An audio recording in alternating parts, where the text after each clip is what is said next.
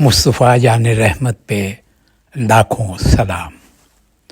تھوڑی دیر کے لیے ایک فکری گفتگو کرتے ہیں۔ مصطفیٰ جان رحمت پہ لاکھوں سلام، شمع بز میں ہدایت پہ لاکھوں سلام۔ مصطفیٰ جان رحمت پہ لاکھوں سلام، شمع بز میں ہدایت پہ لاکھوں سلام۔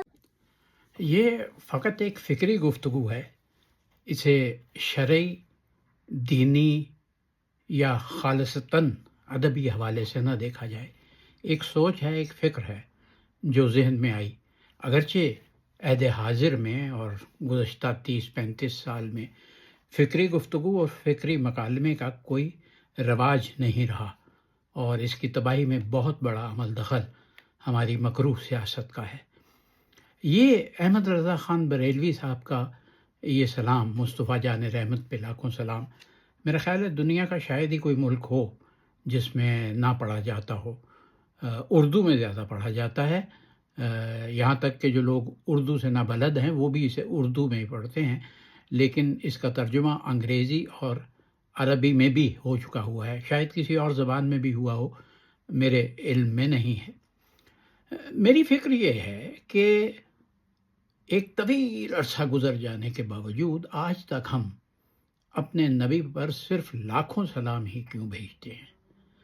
ہم نے زندگی کے ہر شعبے میں ترمیم کی اور اجتہاد کی بھی اجازت ہے، اگرچہ یہ کوئی اجتہادی مسئلہ نہیں ہے، تو کیا ہم یہ لاکھوں میں ترمیم نہیں کر سکتے تھے؟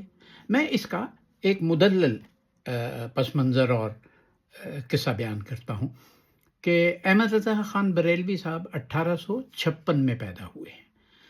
کہیں بھی میں نے جتنی تحقیق کی ہے، اس سلام کی تاریخ تخلیق کہیں نہیں ملتی کہ یہ کس سن میں لکھا گیا، لیکن ایک دلیل کے طور پر احمد رضا خان بریلوی 1856 میں پیدا ہوئے ہیں۔ یہ سلام ان کے مجموعے ہدایق بخشش میں شامل ہے۔ ہدایق بخشش 3 حصوں پر مشتمل ہے۔ 1907 میں اسے ترتیب دیا گیا اور 1926 میں اس کا پہلا حصہ شائع ہوا۔ اب تینوں جو سن ہیں وہ ذہن میں رکھیے، 1856